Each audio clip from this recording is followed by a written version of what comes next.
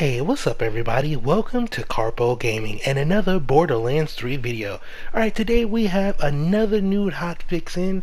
Gearbox has tweeted that we will be receiving this by 3 p.m. today, but it's actually out and it's going live across all platforms. Now, as always, I'll be leaving a link down below so you can check out these lovely hotfix patch notes yourself. Now, there's a lot to get into, so let's just get right into it. The hotfix adjusted legendary gear clear across the board for all manufacturers. Now, they said that their goal for these legendaries is to enable a large variety of playstyles and builds for all characters. Now, after looking through the data, they found that some of the pieces of legendary gear were greatly outperforming others, and they felt that it was limiting builds instead of increasing them. In addition, some of the damage outputs of legendary gear limited the growth in combat engagements for the future, so they tuned down a bunch of stuff. So let's get right into it. It's a bunch of nerfs and a few buffs. So here we go. Under weapon hotfixes. For the Mollywad, the Western gun damage has increased by 25%. The ASMD, that's a sniper rifle, damage increased by 28%. The Cutamsn damage is reduced by 25%. For the TDR, the 10-gallon damage has been increased by 8%. For LYUDA, the sickle reload speed increased by 25%. Phasor damage increased by 15%, and the Infinity damage increased by a whopping 40%. Magnificent damage increased by 25%. Jericho damage increased by 40%. Remember, a few videos ago, I was telling you, and always when I tell you in a lot of these legendary videos, I tell you if they're good, if they're not, to keep them, because you never know when weapons get a buff, they could then become one of the better weapons in the game. This is exactly what I was talking about. Of course you're going to keep your Infinity pistol, but the Magnificent, I did a video on that a few weeks back ago. You should see something pop up on the screen right there. I was saying the exact same thing, to keep this weapon, because you never know if this weapon get a buff, it could be one of the best weapons in the game. And boom, here we have it today. We have a 25% increase for the Magnificent. Pretty freaking ridiculous. So let's get on with the rest of these patch notes. The Lucian call accuracy and handling has been reduced, and here we go, ladies and gentlemen, the Lyuda nerf. That's right, the Lyuda critical damage bonus decreased by 30% and made a modification to address a reported bug that an extra bullet was spawning in the center. Nerfed. Wow. The Lyuda functionality is split the projectiles from 1 to 3 after a certain distance. It was reported that the original projectile was never destroying in the process of splitting, so one projectile actually became 4. Addressing this concern effectively removed a full shot worth of damage, which auto-corrects the base damage of the weapon. Since we increased all sniper rifle critical damage bonus in the previous hotfix, we reduced some of the critical damage bonus on the Lyuda. So there you have it. The Lyuda got a nerf today. Now for torque weapons. Tribo damage increased by 25%. Alchemist damage increased by 25%. I just put a video out on that. And yes, once again, it just got buffed. So, yeah, there you go. The Devil Foursome damage increased by 13%. Now the Flakka. It's getting a bit of a nerf, or a big nerf. Flakka now consumes the full magazine when fire, and damage is reduced by 33%. Flakka was greatly outperforming other shotguns due to the number of projectiles and the high rate of fire. We initially believed the resulting projectile spread would cause most of the explosion to miss the target. However, this turned out to be false, so we reduced the projectile damage and allowed the weapon to only fire once per magazine. This change encouraged players to capitalize on different stat bonuses to maximize the weapon and damage output. Now for the Laser Exploder. The Laser Exploder rocket projectile spawn interval increased by 0.4 seconds. Under Jacob's weapon, Maggie damage increased by 35%, and the Hellwalker damage reduced by 8%. A little bit of a nerf to one of the best shotguns, if not the best shotguns in the game, but 8%, not too bad. For the Hyperion weapons, they said that we found that a couple of legendary Hyperion weapons bypass the Hyperion manufacturer playstyle too easily, making their bonuses greatly outweighing their penalties.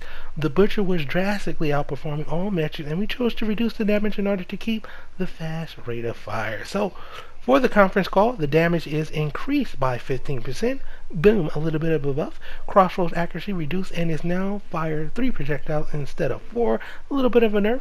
The butcher accuracy reduced and damage reduced by 25%. Ouch. Now for dull weapons. Vanquisher damage increased by 20%. Boom. Children of the Vault. Sketsy's damage increased by 50%. The Linoga damage increased by 20%. Pain is power damage increased by 25%. The Atlas gun, the Ruby Wraith damage increased by 10%. Pretty freaking cool. Now for grenades. Here we go, ladies and gentlemen. The HEX and the Firestorm were calibrated to the wrong grenade modifier. These two grenades were envisioned to specialize by applying elemental damage over time to targets. Instead, they were resulting in large amounts of damage, and the elemental damage over time were minimal. We realize this is a drastic change on both of these grenades, but we did not want to remove the spectacle of the grenade, the number of grenade spawns, the number of targets hits, etc., and focus on allowing their core identity to be emphasized instead of them continuing to be just high damage grenades. So, the Hunter Seeker damage is increased by 25%. Boom. The Hex grenade damage is reduced by 70%. Ouch. And the duration reduced by 3%. Oh boy. The Firestorm damage reduced by 70%. So yeah, we're going to have to rethink which is the best grenade in the game right now, because 70% is a whole hell of a lot for the Hex and the Firestorm. By far two of the greatest nerfs that I ever seen in Borderlands. Wow.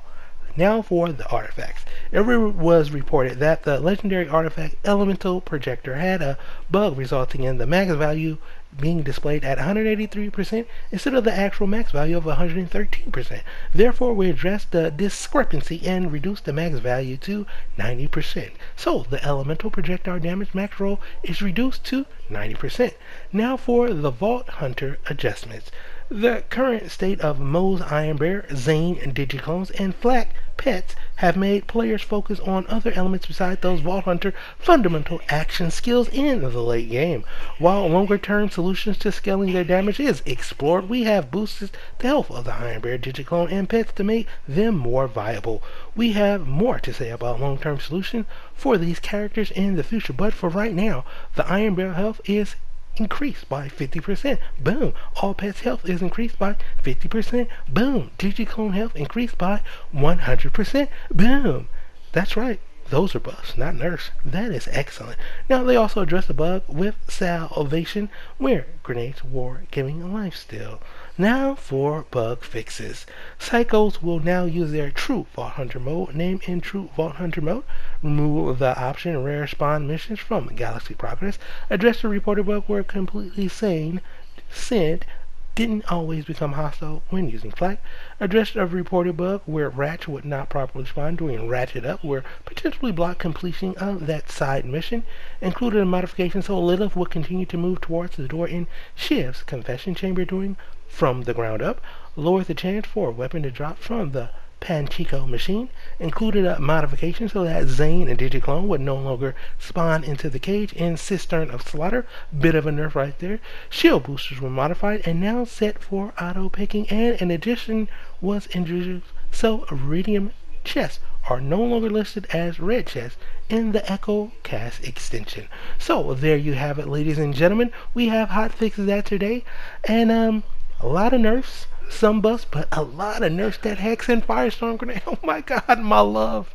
My love. Oh my god. What am I going to do? What are you going to do? So there you have it, ladies and gentlemen. These are the hot fix for today. Quite a bit to go through, but I got your back. So yeah, I'm going to have to do a little bit of testing myself. I'm going to have to test out the grenades all over again so I can figure out which indeed is the best grenade in Borderlands 3, as well as I'm going to be checking out that Infinity pistol, because 40% buff on Infinity pistol, that is absolutely just nice. So yeah, that's pretty much going to end it for the video, ladies and gentlemen.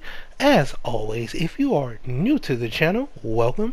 Don't forget to subscribe, and hey, if you really want to help out the channel and the video, you can do so by liking the video. If you indeed like the video, don't forget I upload daily Borderlands 3 videos, so turn on that bell notification and stay up to date for more Borderlands 3 videos. And as always, I'll be seeing y'all in the next one. Later.